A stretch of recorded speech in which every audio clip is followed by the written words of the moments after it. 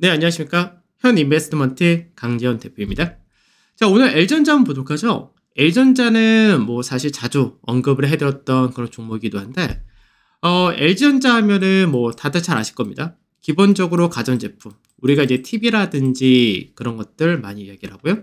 그 다음에 이제 냉장고라든지 에어컨, 세탁기 등등등 해서 그러니까 통탈 전체적인 가전제품, 대형 IT, 가전, 뭐 이렇게 얘기할 수가 있는데, L전자 같은 경우가 이제 코로나 때 이제 수혜를 많이 봤던 쪽이었죠. 아무도 집에서 생활한 시간이 길다 보니까 가전제품에 대한 수요도 크게 늘어났던 시기가 있었죠.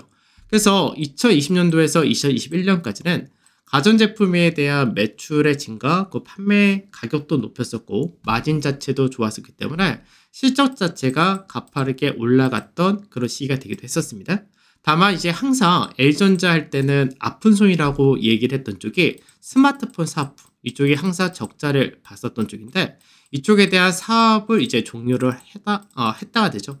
그래서 이제 L전자가 스마트폰 사업부를 종료하면서 항상 여기서 보던 적자 부분이 이제는 나타나지 않는다 되면서 L전자의 디스카운트 요인이 없어졌었다, 이렇게 평가를 받았었습니다. 근데 이제 결국 기업은 계속해서 성장 동력을 찾을 수밖에 없는 건데, 기존의 가전제품을 프리미엄 제품이라고 계속해서 가격을 올린다 하더라도 그 수요는 제한적이 될 수밖에 없는 것이고, 앞전 코로나 시대에 대규모의 수요가 있었던 만큼 그만큼 향후 교체 수요가 둔화될 수밖에 없다는 것이 2022년부터 주가가 하락하는 주 요인이 되었다 되죠. 그래서 성장 동력으로 자동차 부품, 우리가 흔히 얘기하는 자동차 전장 사업에 대해서 미국의 마그나라는 회사와 조인트 벤처를 만들었고, 이 부분이 앞으로 그룹에서는 상당히 중요한 역할을 차지할 것이다. 이게 성장 동력, 이렇게 나타난다 됩니다. 그래서 그 전까지는 L전자가 이런 사업부 자체가 이제 정점을 찍고 내려왔다는 부분에서 주가도 계속해서 내려왔었고, 또 앞전에 스마트폰 사업부가 마이너스를 보기 때문에 자산 가치로 볼 거나 뭐 밸류, 주가 수익 비율로 볼 때 항상 저평가를 받는 그런 기업 중에 하나였었는데, 최근 들어서 차트적인 흐름을 보게 되면 이제 9월달 이제 지수가 바닥을 만들 때 같이 바닥을 만들고요. 11월 달에 강한 거래 라인이 돌면서 바닥을 만듭니다. 그러고 나서 중간에 보게 되면은 지수가 영향을 받으면서 내려오긴 했었지만 실제적으로 강한 거래 라인이 들어왔던 구간대에서 추가적으로 하락 거래 라인이 크게 실린 적이 없이 꾸준하게 중간중간 양봉 거래 라인이 이어지면서 계속해서 반등세를 보여주면서 주가가 직전에 고가 라인이었었던 10만원 자리대, 그리고 10만 3천원 자리대, 요 가격대를 넘기면서 결국 강한 상승으로 오늘 돌파가 나왔다 드는데, 우리가 밸류적인 부분하고 이제 사업적인 부분 한번 살펴볼 필요가 있는데 하나씩 보도록 하죠. 그러니까 작년의 실적을 보게 되면 이게 2021년도가 앞에 있겠죠. 그래서 2021년도 대비해서 가전사업부 자체가 실제적으로는 이제 두 개로 우리가 구분할 수 있는데, 이제 전체적인 뭐 TV라든지 이런 것들을 H로 얘기를 하고, 그 다음에 그 외쪽이 우리 그 세탁기라든지 에어컨이라든지 공기청정기라든지 그거를 H&A 이렇게 표시를 하는데, 이걸 보게 되면은 이제 작년 같은 경우가 매출 자체가 어떻게 됩니까? 감소세를 보였죠. 그래서 전체적으로 매출 자체가 성수기, 에어컨이라든지 이런 것들 성수기 있을 때 제외하고는 판매 자체가 3분기, 4분기 전반적으로는 감소하는 모습을 보여줬었다 됩니다.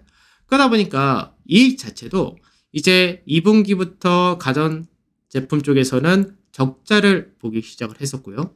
그 성수기 이제 에어컨이라든지 그런 것들 지나고 나서는 당연히 매출이 없었다가 되죠. 그래서 전반적으로 주 사업이다라고 하는 쪽에서는 매출과 영업이익이 감소되는 그런 모습을 보여줬었는데, 주목해야 되는 성장 동력이라 하고 있는 전장 사업, 여기 같은 경우는 매출이 작년에 꾸준히 증가하는 모습을 보여줬었다 됩니다. 그래서 매출의 증가와 더불어서 이익 자체도 적자를 보던 쪽이 이제 흑자로 바뀌었다로 바뀌게 되죠. 그러니까 새로운 성장 동력이라고 얘기할 수 있는 전장 사업이 좋아진다가 되는 거였습니다. 그래서 올해 같은 경우는 시장에서 전망을 어떻게 하느냐, 이 부분인데, 우선은 1분기까지 시장에서 전년 대비해서 가전제품에 대한 매출은 감소가 된다라고 봅니다. 다만 이제 전장 사업 쪽에서가 매출의 증가세가 확연하게 나타난다가 되는 거죠. 그래서 올 한 해를 놓고 볼 때는 시장에서 전체 가전제품에 대한 매출은 이제 전년과 비슷하다 정도 이렇게 전망을 하고는 있는데 이제 가전제품을 제외한 그 외적인 쪽이 그래도 작년보다는 좋은 성과를 보여준다 이렇게 기대를 하는 거죠. 그래서 매출 전체로 볼 때는 이제 83조라는 작년 매출보다 좀 더 증가한 88조까지 시장에서 전망하는 것이고요. 그 전장 사업 자체가 이제 매출 10조대까지 나타날 것이다. 이렇게 기대를 하는 겁니다. 그래서 전체적인 영업이익 자체가 작년에 3조 5천억 정도 나타냈는데 올해는 그보다 좀 더 높은 수치를 나타낼 것이다. 그러니까 결국은 뭐냐? 작년보다 더 좋은 성과를 올해 보여줄 것이다. 이렇게 전망하는 것이죠. 그래서 시장에서 이런 부분을 볼 때 LG전자가 주가가 당연히 반등이 더 나오고 강세를 띠는 것이 맞다 되는 것이고 우리가 밸류적인 부분을 볼 때도 마찬가지입니다. 밸류적인 부분을 볼 때 스마트폰 사업부 자체가 그동안 적자를 보였었기 때문에 순이익 자체가 오히려 계속해서 떨어지는 영업이익 대비해서 더 많이 떨어지는 모습을 보여줬었다가 되는 건데 특히 작년 같은 경우는 이익 자체가 또 안 좋기도 했었죠. 근데 올해 같은 경우는 이익의 증가와 순이익의 증가가 나타나면서 밸류적인 부분에서 밸류가 약 8% 정도 올해 실적 전망치 대비해서는 그리고 자산 가치는 여전히 1.0배 이하의 종목이기 때문에 대형 IT 가정 꾸준히 이익을 내고 성장 동력을 가지고 있음에도 불구하고 주가 자체가 굉장히 저평가되었다 이렇게 볼 수 있는 케이스죠. 그래서 실제로 우리가 미국의 마그나와 LG전자는 조인트 벤처를 맺었다라고 했었는데 마그나의 주가 자체도 전장 부품, 그러니까 자동차가 이제 생산 자체가 정상화된다면서 그에 따른 기대치를 가져간다는데 최근 들어서 마그나 역시도 주가 자체가 최근에 고가 라인대를 돌파를 하고 지지받는 형태를 보여줬었기 때문에 LG전자도 이제 거기에 따른 반등이 강하게 나올 수 있던 배경이 있었다가 됩니다. 그러면 우선은 이제 차트적인 부분에서 전체적으로 볼 때 아까도 말씀드렸듯이 거래량이 증가하면서 나타났던 케이스였는데 전체 그림에서는 이렇게 역핸드 앤 숄더를 만들고 올라가면서 중간에 과열을 만들지 않았죠. 조금씩 숨고르게 하고 아주 조금씩 강세를 띠면서 이격을 조정하고 그리고 매물을 소화하고 그러면서 올라왔기 때문에 이렇게 될 경우는 추가적으로 강세를 어디까지 볼 수 있냐 부분에서 중요 가격이 이 가격입니다.